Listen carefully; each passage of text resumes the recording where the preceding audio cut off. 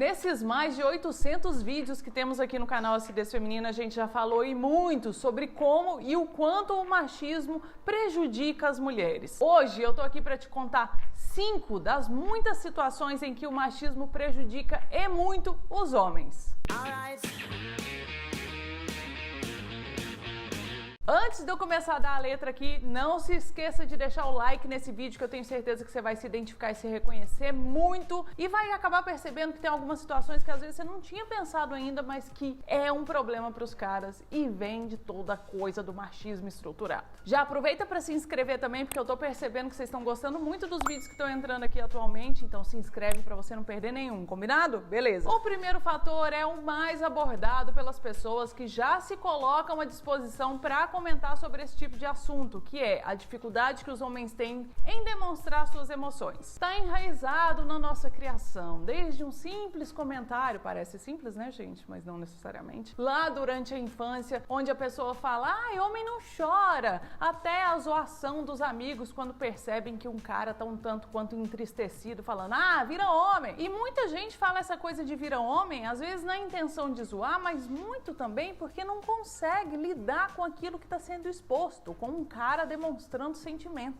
E muito porque é muito mais fácil ignorar aquilo que está acontecendo ali do que ter que lidar com aquilo sendo apresentado para você. Essa falta de liberdade para chorar, para demonstrar afeto e amor de uma maneira carinhosa, para se expressar com palavras, é sentida por todos os homens, mesmo aqueles que não tenham tanto tempo ou tanta disponibilidade para pensar sobre esse assunto. E é tão sentido e isso é tão palpável que vários homens sofrem muito com depressão, com agressividade, com ansiedade. Você sabia que o índice de depressão entre as mulheres é de 15% e entre os caras é de 7%? E esses são dados de 2022 que a CNN divulgou e tudo mais? Aí você pensa, ué, Tati, mas você tá me dando dados em que as mulheres estão sofrendo mais de depressão que os homens. Mas é claro, você acha mesmo que a maioria dos homens que estão por aí se sentem à vontade para buscar ajuda psicológica? Você acha mesmo que no meio desses dados que eu te dei não tem uma lacuna de diagnóstico? Basta você ver outros índices, como de moradores de rua, que são a grande maioria homens, como pessoas que tiram a própria vida, a mesma coisa. Esse sim tem uma porcentagem massivamente masculina.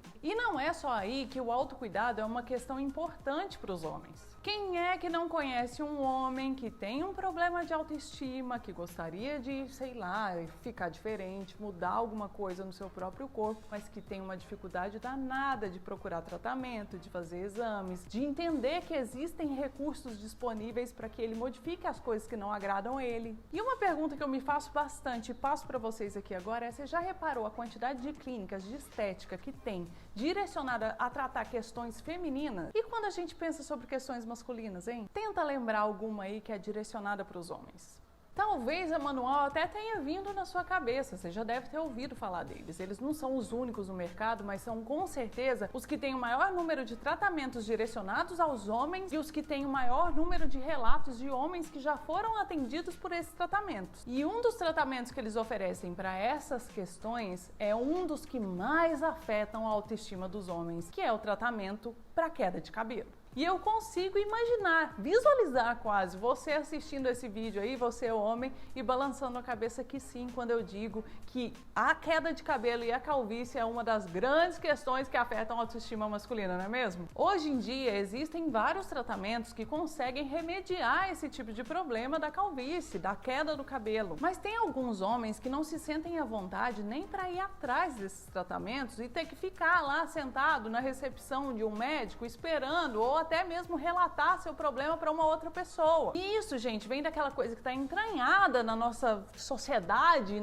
sei lá, no inconsciente coletivo, de que homem não precisa se cuidar. Pois bem, se você é um desses caras que não se sente confortável para ir lá e ficar esperando na recepção do consultório de um médico, ou às vezes nem quer que ninguém saiba que você está procurando ajuda relacionada a isso, ou se você é uma mulher que conhece algum cara que está passando por esse tipo de questão e às vezes ele não se sente à vontade para ir atrás do tratamento, eu quero te dar essa letra aqui, ó. Conta para esse cara que a Manual, ela oferece o tratamento totalmente online. A pessoa vai entrar no site, vai responder um questionário que vai ser avaliado por um médico e logo depois ele vai ter um diagnóstico e o tratamento específico para ele. Depois disso, no próprio site, ele consegue adquirir os produtos que vão sanar essa dor. Porque sim, gente, assim como nós mulheres sofremos por algumas questões estéticas e vamos procurar ajuda para resolver isso, para os homens isso também pode ser uma dor que muitas vezes ele acha que nem tem solução. Falei para vocês, né? Lá no site da Manual você tem vários depoimentos de outros homens que já passaram pelo tratamento, é só você entrar lá, ler os relatos, conhecer um pouco mais, entender como eles trabalham. Eu deixei o link aqui na descrição desse vídeo, vai estar no primeiro comentário também. E olha só você, eles me deram um cupom de desconto. Tati, tudo em maiúsculo com Y,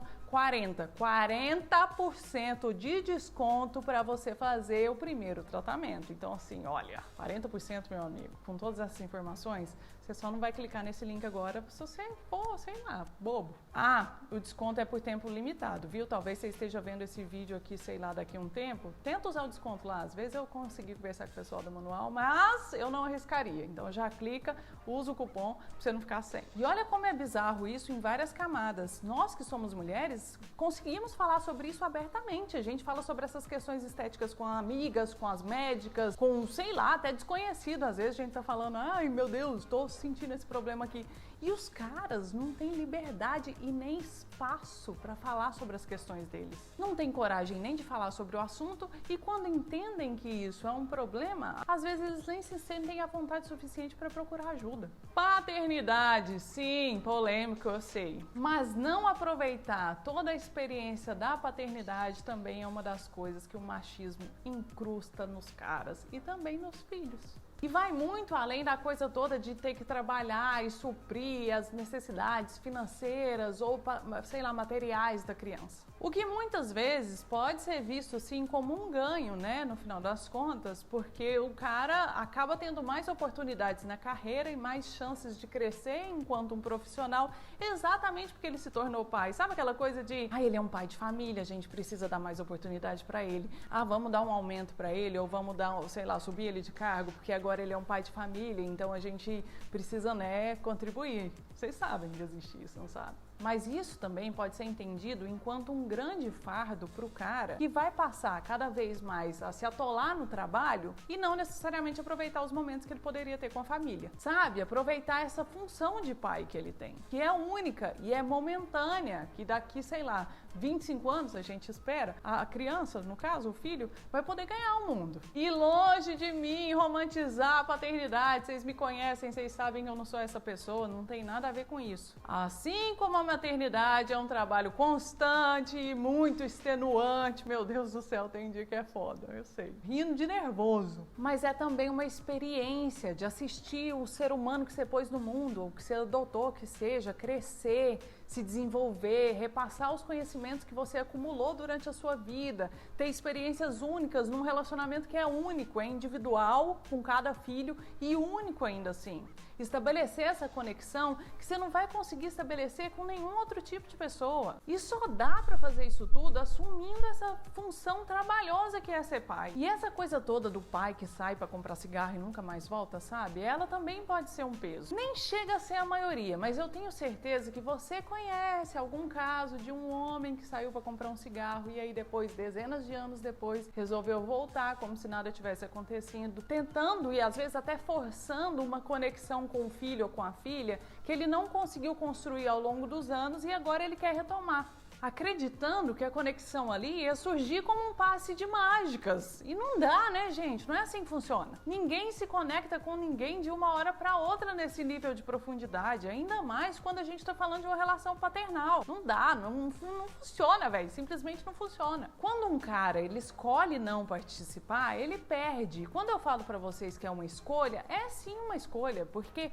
independente de você ser mãe ou pai, eu acredito, por exemplo, que eu escolho todo dia participar da vida da Clara, estar presente, criar, educar, ser a mãe dela. É óbvio que enquanto mulher, se eu resolvesse sair para comprar um cigarro, o peso ia ser infinitamente maior em cima de mim e existe essa coisa aí que eu ia ter que carregar, que acaba impedindo muitas mulheres, inclusive, de sair para comprar um cigarro. Mas o ponto aqui é que você entende que essa aceitação, entre aspas, da sociedade ela é um ponto negativo para os caras por todas essas questões que eu já falei aqui para você e por mais outras. Para os homens que são filhos também, que muitas vezes vão repetir esse mesmo tipo de comportamento com outros filhos. E aí sai todo mundo perdendo nessa conta. Não são só as mulheres, não são só as filhas, as mulheres que são abandonadas, que têm que viver uma maternidade solo ou qualquer coisa parecida. Todo mundo perde e os caras também perdem. E eu sinto que a gente não fala tanto disso. Autoconhecimento. Será que os caras têm mesmo oportunidade de procurar pensar às vezes, descobrir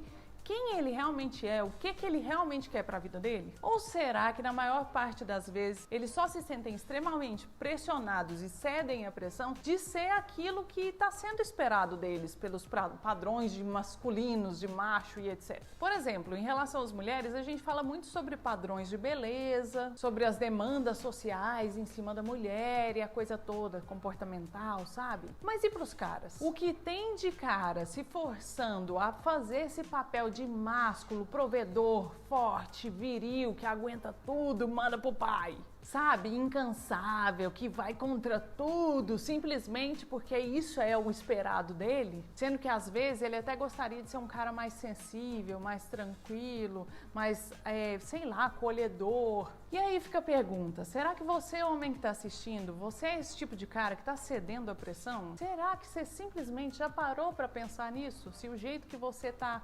agindo para o mundo é o jeito que você gostaria de agir? Já que a gente está falando nisso, vamos para o último fator que tem correlação com esse aqui e que já foi muito abordado nesse canal, que é a pressão pela performance entre quatro paredes. A coisa de ter uma peça robusta, sabe como é que é? A criança mal nasce e aí o povo já está em volta da criança para tentar descobrir se o negócio é grande, comentando, olha lá, nossa, é isso e aquilo. O cara mal entra na puberdade e já está extremamente preocupado em perder a virgindade o mais rápido possível, não importa o que custe, só vamos. E também em ter o mais alto tipo de desempenho sexual, se é que existe alto tipo, o que é um alto desempenho sexual, que caralho que é isso?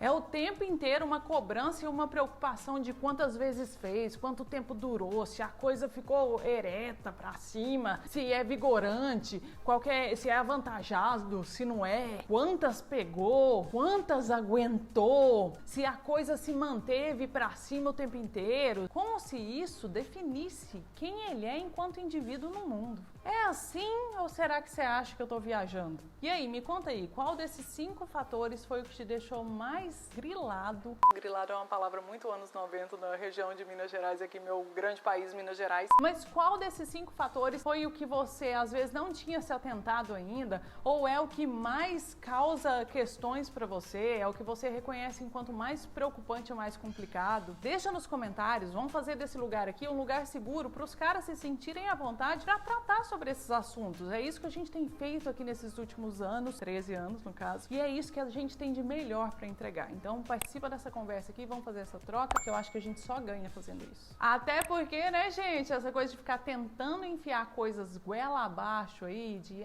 regras de que ser homem é isso ou aquilo, parece que tá voltando à tona e nós não podemos deixar isso acontecer. Vamos conversar de igual para igual.